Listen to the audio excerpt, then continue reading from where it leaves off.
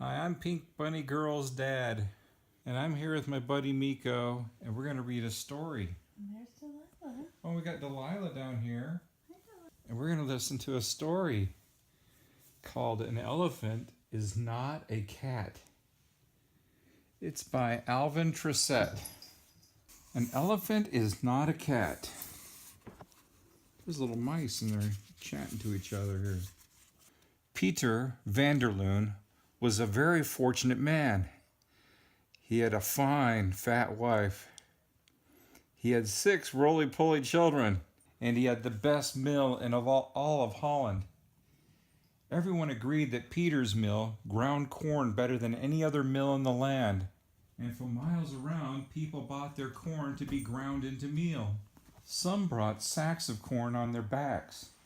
Some brought sacks of corn in creaky wheelbarrows, and others rode up in horse-drawn wagons because they had so many sacks of corn for Peter to grind. Now, since he charged 3 pieces of silver for each sack, Peter grew richer and richer every day. His fine, fat wife grew jollier, and his 6 roly-poly children bloomed like roses. Peter went into his mill to start the grinding wheels, and what did he see?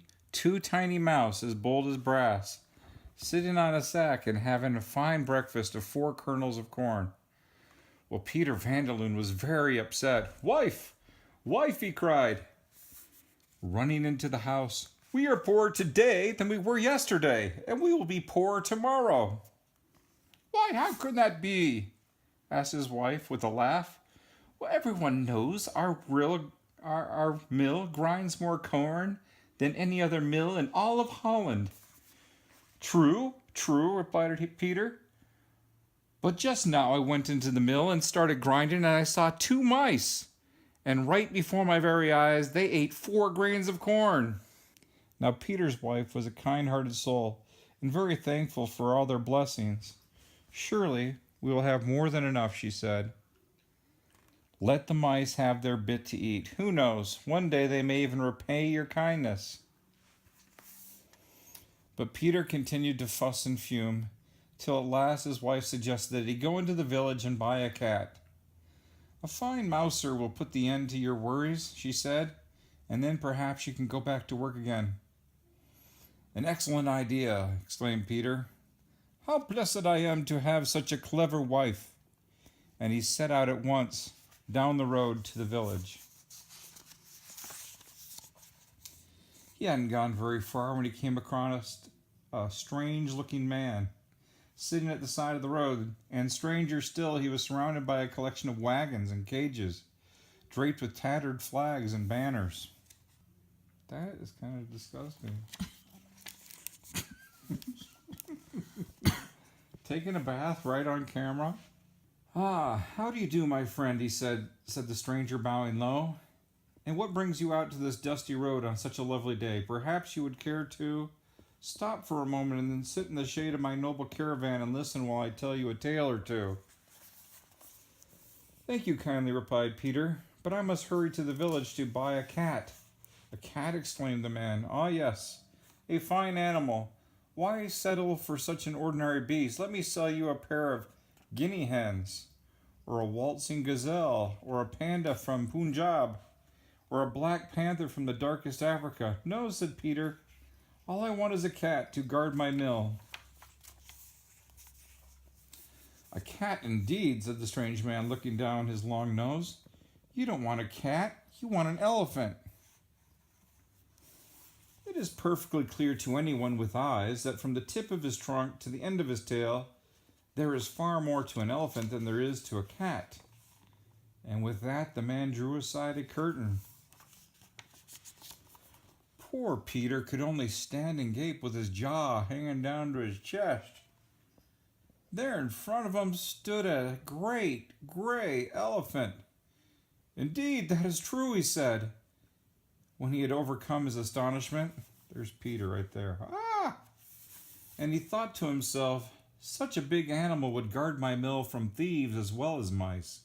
Without wasting a moment, he reached for his bag of coins and asked how much the elephant would cost. "Well," said the stranger with a sly smile, "let me see. And he began to be counting first on all of his fingers, and then his 2 ears and his nose, and then he sat down and took off his shoes and began adding up his 10 toes. Hurry up, cried Peter impatiently. I have work to do, and this morning is half over already. The stranger stopped his counting and said crossly, Now look what you've done. You've made me lose count. Just as I got to my middle-sized toe, then quickly he broke into a broad smile. Since you are a busy man with little time to waste, you may have the elephant with my compliments, and if... He paused for a moment. You promise never to bring him back again. For nothing? Cried Peter, scarcely believing his ears, without bothering to find out why the stranger was so willing to give up such a noble animal. He scrambled up to the back of the elephant, and he started down the road, lest the man change his mind. Thank you, cried Peter, for he did remember his manners. And off he went in a cloud of yellow dust. Just remember to feed him lots of corn, called the stranger. But the miller was too far down the road to hear a word. Miko, look at how big that elephant is. See? Isn't that silly guy? He got an elephant instead of a cat.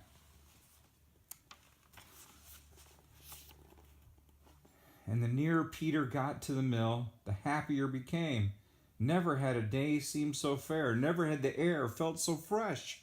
Never had he had such a fine view of the broad lands of Holland as he did from the top of his elephant's back. And he laughed to think how the mice would be scoot and scamper when they saw an elephant guarding the corn. And so in a short time he arrived back at his house.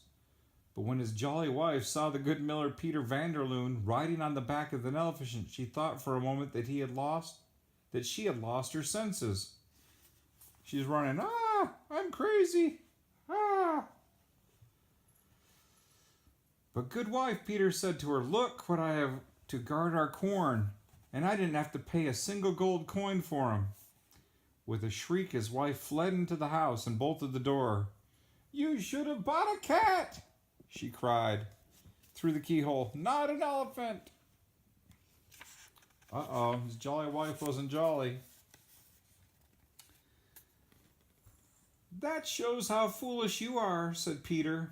For why should I pay for a cat when I can have an elephant for nothing? Besides, anyone can see from the tip of his trunk to the end of his tail that there is far more to an elephant than there is to a cat. And with that, Peter slid down from the elephant's back and led him into the mill.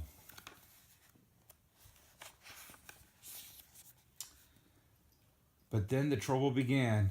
The elephant no sooner got through the door of the mill than his eyes fell upon the corn, sacks and sacks of yellow corn, with a squeal of joy.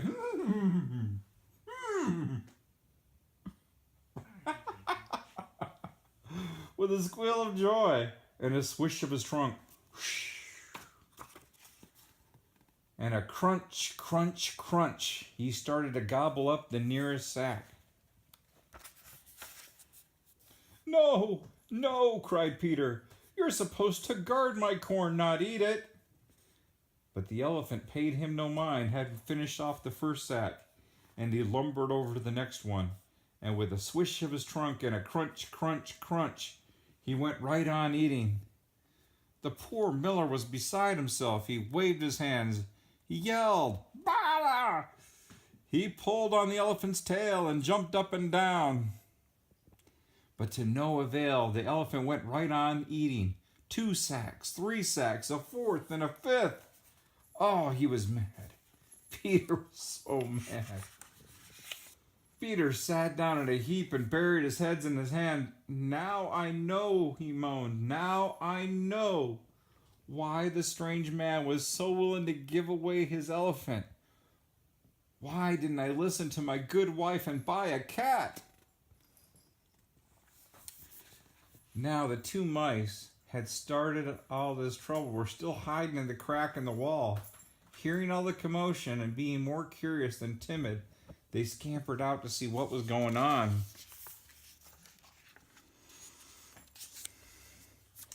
And then the most amazing thing happened. The great gray elephant took one look at the tiny scurrying mice and flattened back his ears, raising his trunk and trumpeted, "Brrr, brrr," for all he was worth, blowing out the last few kernels of corn as he did. So then, with his trunk held high and his tail tucked in, he bolted for the door.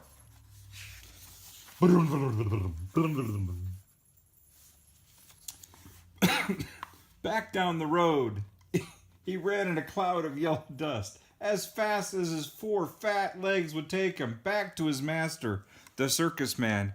And that's how Peter found out what everyone knows. Elephants are frightened to death of mice.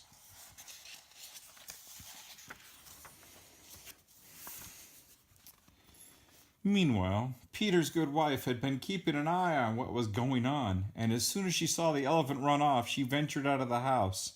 Into the mill, there sat her husband in a heap on the floor, and 2 mice on a sack of corn squealing busily together about the silly thing that had just happened.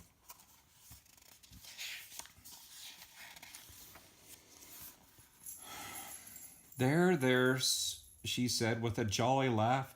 We still have a few sacks of corn left. And if you just get back to work, we'll soon be richer than we were before.